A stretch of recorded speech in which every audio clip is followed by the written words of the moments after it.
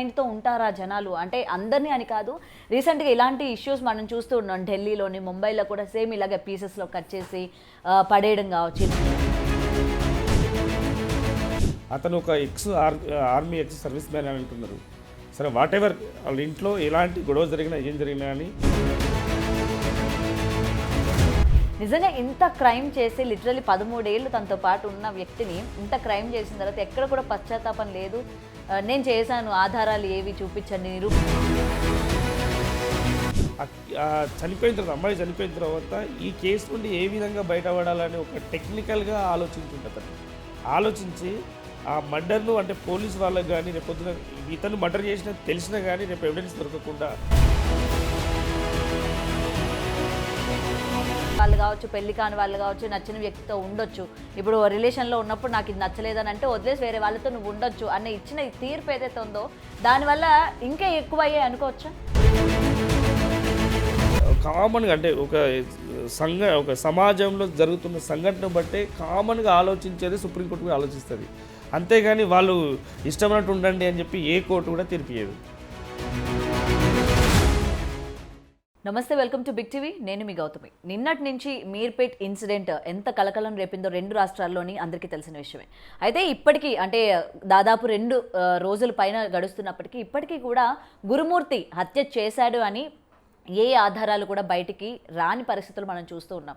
అయితే నిజంగా ఈ కేసు పర్టికులర్గా పోలీసులకి ఒక సవాల్గా మారింది. ఎందుకంటే తనే హత్య చేశాడని నోటి ద్వారా ఒప్పుకున్నప్పటికీ ఆధారాలు అన్నవి ఇక్కడ కీలకంగా అందరికీ కూడా తెలుస్తుంది అనమాట. ఎందుకంటే రేపు పొద్దున కోర్టులోని ప్రవేశపెట్టినప్పటికీ కోర్టు కూడా ఆధారాలను బేస్ చేసుకొని శిక్ష కూడా విధించే ఛాన్సెస్ ఉన్నాయి.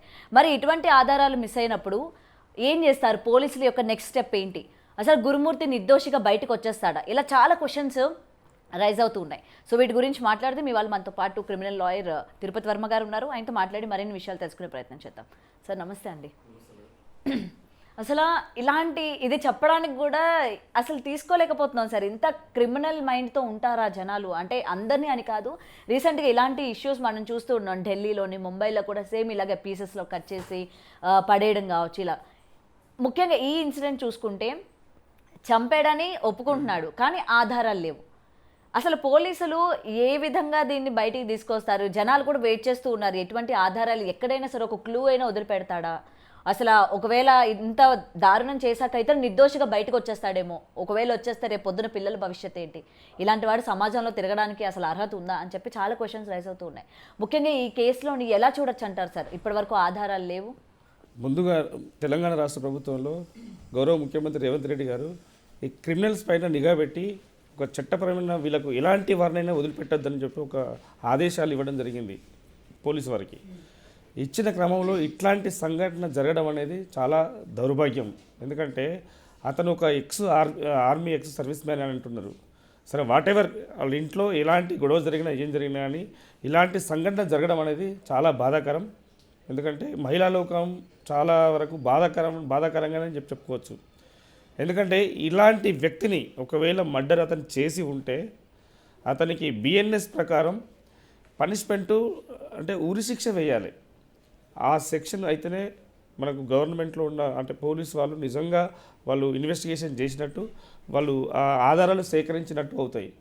ఇక్కడ ఏంటంటే అతను ఇంట్లో ఏం జరిగినా కానీ వాళ్ళిద్దరి మధ్య ఘర్షణలో అమ్మాయి చనిపోయినా మర్డర్ చేసినా కానీ ఆధారాలు దొరకకుండా అంటే ఒక కుట్రపూరితమైన కోణంలో ఆలోచించి రకరకాలుగా ఒక మటన్ లాగా కొట్టేసి ఎక్కడ చేసిండో అది ఎవిడెన్స్ దొరకకుండా చేయడం ప్రయత్నం చేస్తుండు. కానీ మన తెలంగాణ పోలీస్ మాత్రం డెఫినెట్లీగా ఏదో ఒక ముద్దాయి ఎక్కడో ఒక చిన్న క్లూ అయినా వదిలిపెడతారు. ఆ క్లూ ఆధారంగా అక్కడ ఇన్వెస్టిగేషన్ జరుగుతుంది. అంటే ఇక్కడ ఒక క్లూ వదిలిపెట్టండి ఆల్రెడీ. ఎందుకంటే ఆ అమ్మాయి మొబైల్ ఇంట్లోనే ఉన్నది. సెకండ్ ఏంటంటే సీసీ ఫుటేజ్ బయట నుండి ఇంట్లోకి వస్తుంది. అంటే ఆమె బయటకు పోయే ప్రసక్తి లేదు.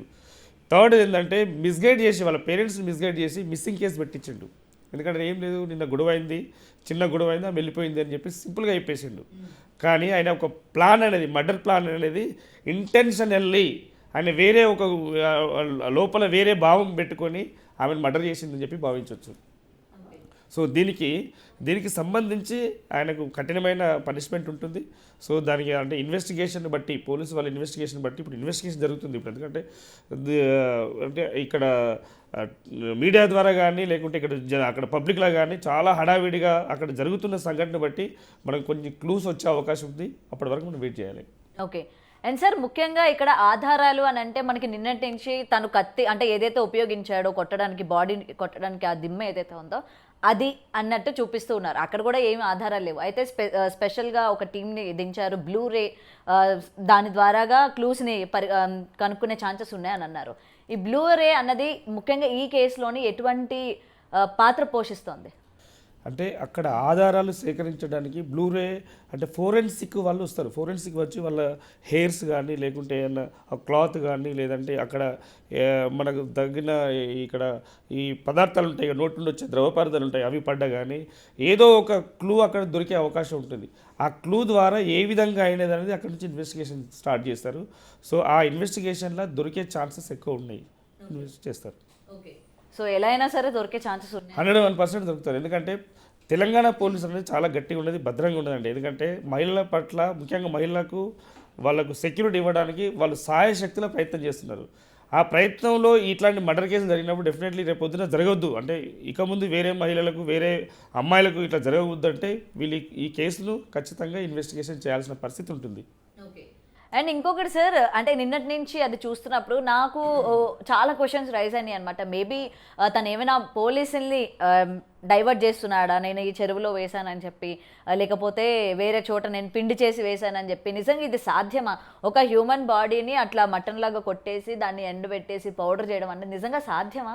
ఇలా పోలీసుల్ని మిస్గైడ్ చేస్తున్నాడేమో అన్న ఒక థాట్ అది కూడా వచ్చింది అతని మీద.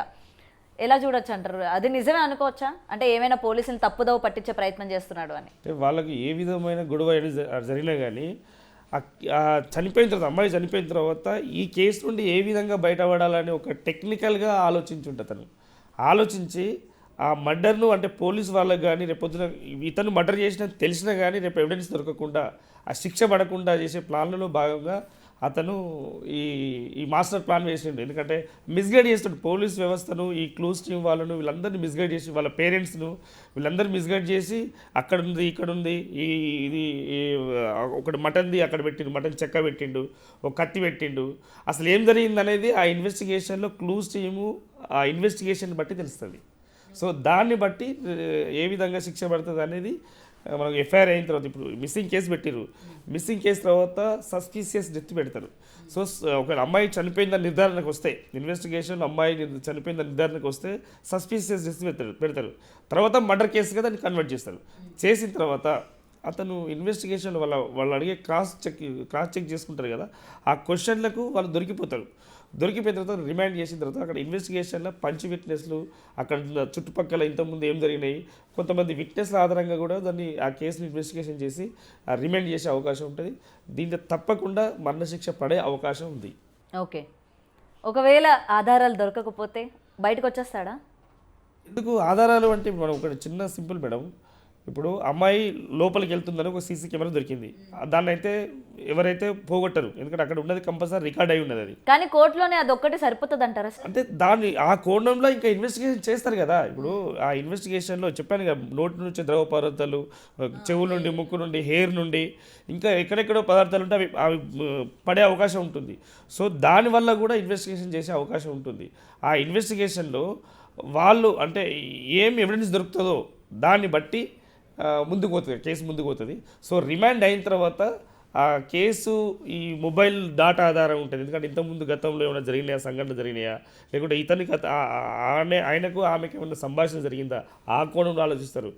బయటికి వెళ్ళిన తర్వాత రిలేటివ్స్ ఉంటారు కదా, రిలేటివ్స్ దగ్గర ఏమేమి జరిగింది, ఎందుకంటే ఒక్కరే కాదు కదా, ఒకటే ఇంట్లోనే కాదు కదా, దీనికి సంబంధించిన ఏదేది ఆధారాలు ఉంటాయో అవన్నీ సేకరించడానికి ప్రయత్నం చేస్తున్న క్రమంలో కొన్ని క్లూస్ దొరికే అవకాశం ఉంటుంది. డెఫినెట్లీ అది ఆ నిందితుడు శిక్షింపబడతాడు. ఓకే. కానీ నిన్న పోలీసులు ఇన్వెస్టిగేషన్లోనే అతను చెప్తున్న సమాధానాలు ఇవి అని చెప్పి పోలీసులు బయట చెప్పిన తర్వాత నిజంగా ఇంత క్రైమ్ చేసి లిటరలీ 13 ఏళ్ళు తనతో పాటు ఉన్న వ్యక్తిని ఇంత క్రైమ్ చేసిన తర్వాత ఎక్కడ కూడా పశ్చాత్తాపం లేదు, నేను చేశాను, ఆధారాలు ఏవి చూపించండి, నిరూపించండి అని చెప్పే ధైర్యం కావచ్చు. ఎలా చూడొచ్చు అంటారు సార్?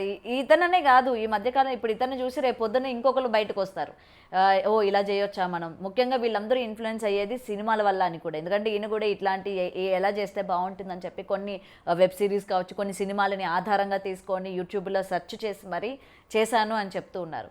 ముఖ్యంగా ఈ సినిమా వ్యవస్థ కావచ్చు, ఇట్లాంటి సినిమాలు తీసే వాళ్ళ గురించి కూడా ఏం చెప్తారు మరి? ఈ మధ్యకాలంలో ఒక పుష్ప అనే మూవీ వచ్చింది, పుష్ప 2 అనే మూవీ వచ్చింది. ఆ పుష్ప మూవీ వల్ల విద్యార్థులకు కానీ, యువతకు కానీ, మహిళలకు కానీ ఎలాంటి సందేశం ఇస్తారు? అంటే ఒక స్మగ్లరు ఇంటర్నేషనల్ లెవెల్కు ఎదగాలన్నా, లేకుంటే ఒక మర్డరరు ఇంకా పెద్ద అంటే హ్యాబిచువల్ మర్డర్గా మారాలన్నా ఈ సందేశం అనేది కొన్ని అంటే ఉపయోగపడండి, అంటే సమాజాన్ని సమాజానికి ఉపయోగపడాలి, యువతకు ఉపయోగపడాలి, విద్యార్థులకు ఉపయోగపడాలి.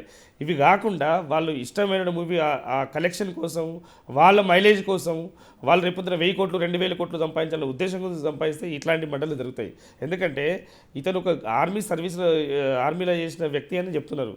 సో ఇట్లాంటి మర్డర్ చేసిందంటే ఎంత స్పృహ ఉండాలి. ఇప్పుడు ఇంతకుముందు గతంలో మేజరు చైనాతో యుద్ధం జరుగుతుంటుండే ఆయన ఎంత అంటే ఒక లాంగ్వేజ్లో మాట్లాడి వాళ్ళ దాంట్లో వెళ్ళి వాళ్ళు కన్విన్స్ చేసి వస్తున్న క్రమంలో బ్యాక్ సైడ్ నుండి అది చేసారు. సో అట్లాంటి చరిత్ర ఉన్న మన దేశంలో ఇలాంటి మర్డర్లు జరగడం అనేది శోచనీయం. సో ఇక్కడ ఏ విధంగా ఇన్వెస్టిగేషన్ చేసినా కానీ, ఆయన ఎట్లాంటి క్రిమినల్ మైండ్ ఉన్నా కానీ డెఫినెట్లీ వాళ్ళు ఆ ఇన్వెస్టిగేషన్లో వాళ్ళకు ఆధారాలు దొరుకుతాయి. ఆ ఆధారాలను బట్టి మనకి శిక్ష పడే అవకాశం ఉంటుంది. ఒకవేళ నిజం నిరూపించబడిన తర్వాత ఎటువంటి సెక్షన్స్ కింద ఆయనకి శిక్ష పడే ఛాన్సెస్ ఉన్నాయంటారు సార్?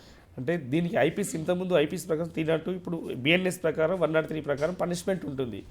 అదే మర్డర్ కేసు లాగా ఉంటే దీంట్లో ఏంటంటే ముక్కలుగా కోసిండు కాబట్టి, అక్కడ కత్తి ఉన్నది కాబట్టి, అక్కడ ఒక చెక్క ఉన్నది కాబట్టి, ఇది అంతకుముందే ప్లాన్ చేసుకుంటే ఇది కాన్స్పిరసీ కిందికి వస్తుంది, క్రిమినల్ కాన్స్పిరసీ కిందికి వస్తుంది.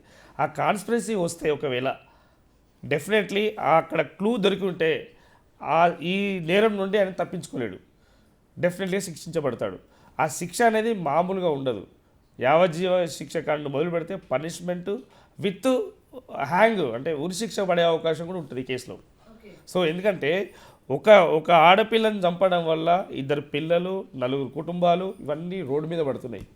ఇదంతా ఎందుకంటే ఈ అమ్మాయి చుట్టే తిరుగుతాయి కదా, ఎంతమంది డిస్టర్బ్ అవుతారు, ఎన్ని రకాలుగా ఉంటుంది. సో ఆ కోణంలో మానవతా కోణంలో కూడా ఒకసారి జడ్జి గారు ఆలోచించే అవకాశం ఉంటుంది. సో ఇలాంటి నేరగాళ్ళు మళ్ళీ పునరావృతం కాకుండా నెక్స్ట్ ఎవరు చేయకుండా ఉండడానికి కఠినమైన శిక్ష వేస్తారని చెప్పి మేము భావిస్తున్నాం. ఏదైనా సరే అసలు 2 రోజుల నుంచి న్యూస్ చూస్తూ ఉంటే ఏంటి, ఎప్పుడూ మనం ఎక్కడో అదర్ కంట్రీస్లో జరిగాయనో లేకపోతే అదర్ స్టేట్స్లో జరిగాయని చెప్పి అవును అలా జరిగిందా అనుకుంటాం, కానీ మన పక్కనే జరిగింది ఇలా ఇంత దారుణమైన సంఘటన. దట్టు ఒక ఆర్మీ అంటే జనాల పట్ల ఎంత ప్రేమగా ఉండాలి, అందరినీ కాపాడే ఆ యొక్క దాని నుంచి ఆయన వచ్చిన వ్యక్తి కాబట్టి ఇంత క్రూరంగా ఎలా అని చెప్పి కూడా చాలామంది ఈరోజు భయపడుతున్న పరిస్థితులు కూడా ఉన్నాయి. చాలామంది ఈయనకి శిక్ష పడాలి అని చెప్పి కూడా ఉన్నారు. అండ్ ఇంకొకటి సార్, ఒకవేళ నిరూపితం కాకపోతే ఈయన హత్య చేశాడు అని చెప్పిగా నిరూపించకపోతే పోలీసుల పరిస్థితి ఏంటి, ఆయన్ని అదుపులోకి తీసుకున్న పోలీసుల పరిస్థితి ఏంటి, తర్వాత ఇది పోలీసుల వైపు తిరిగే ఛాన్సెస్ ఉన్నాయా, వాళ్ళని ఏమైనా సస్పెండ్ చేసే ఛాన్సెస్ ఉన్నాయా అన్న క్వశ్చన్స్ కూడా రైజ్ అవుతూ ఉన్నాయి ఈరోజు. దీనికి ఏమంటారు? మన పోలీస్ వ్యవస్థ నిఘా విభాగం చాలా గట్టిగా ఉన్నది, భద్రంగా ఉందండి. ఎందుకంటే ఇక్కడ అంటే ఒకటే మర్డర్ చేసిండు తప్పించుకుంటాడు అని ఆ కోణంలో కాకుండా ఇన్వెస్టిగేషన్ చేస్తున్న క్రమంలో ఎక్కడెక్కడ ఏ ఆధారం సేకరించాలనే కోణంలో ఆలోచిస్తారు. ఎందుకంటే ఇప్పుడు ఓన్లీ పోలీస్ వాళ్ళే ఇక్కడ చేయట్లేదు, క్లూస్ టీమ్ వచ్చారు, దానికి సంబంధించి విట్నెసెస్ ఉంటారు, దానికి సంబంధించి సాక్షులు ఉంటారు, దానికి సంబంధించి ఇంకేం జరిగింది అంతకుముందు గతంలో ఒక ఫ్యామిలీ హిస్టరీ తీస్తారు. ఆ ఫ్యామిలీ హిస్టరీ తీస్తే వాళ్ళిద్దరి మధ్యలో ఏం జరిగింది అనేది ఒకరు కాకుండా అంటే ఈ మర్డర్ జరిగిన సన్నివేశాల గురించి చెప్పడానికి కూడా కొంతమంది ముందుకు వస్తారు. సో ఇంతకుముందు గతంలో ఆయన హిస్టరీ ఏర్పడుతుంది, ఆ హిస్టరీని బట్టి కూడా ఇతను మర్డర్లో అంటే ఈయనకు క్రిమినల్ మైండ్ ఉన్నది, లేదంటే ఇంకా గతంలో ఆర్మీలో పనిచేసినప్పుడు అక్కడ ఏం చేసిండ్రు.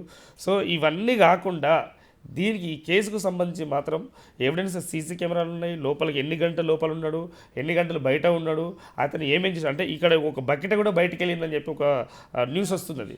సో ఈ బకెట్ కానీ అంటే ఇది ఏంటంటే కొంత న్యూస్ వరకు వస్తుంది. ఇన్వెస్టిగేషన్ దానికోసం స్టడీ చేస్తున్న క్రమంలో వాళ్ళకి ప్రతి ఒక్కటి రికార్డ్ చేసుకుంటారు. ఆ రికార్డ్ చేస్తున్న క్రమంలో అక్కడ ఏం జరిగింది అనేది ఆ ఇన్వెస్టిగేషన్ ఆఫీసర్కి తప్పకుండా తెలుస్తుంది. ఇన్వెస్టిగేషన్ ఆఫీసర్కు డెఫినెట్లీగా ఆధారం దొరుకుతుంది. ఆధారం దొరికిన వెంటనే అక్కడి నుంచి ఇన్వెస్టిగేషన్ అతన్ని ఒక క్రాస్ చెక్ చేసినప్పుడు డెఫినెట్లీ ఆధారాలన్నీ బయటపడతాయి. దాన్ని బేస్ చేసుకొని వాళ్ళని రిమాండ్ చేస్తారు. రిమాండ్ చేసిన తర్వాత జడ్జి గారు కూడా ఆలోచిస్తారు. ఎందుకంటే పీపీ గారు ఒకవైపు, అతను అడ్వకేట్ ఒకవైపు ఆర్గ్యుమెంట్ జరుగుతున్న క్రమంలో అది అంటే ఇట్లాంటి సంఘటనలు రేర్గా జరుగుతాయి. ఈ రేర్గా జరిగిన సంఘటనలు ఏంటంటే డెఫినెట్లీ ఇది పెద్ద కేసుగా భావించి ఒక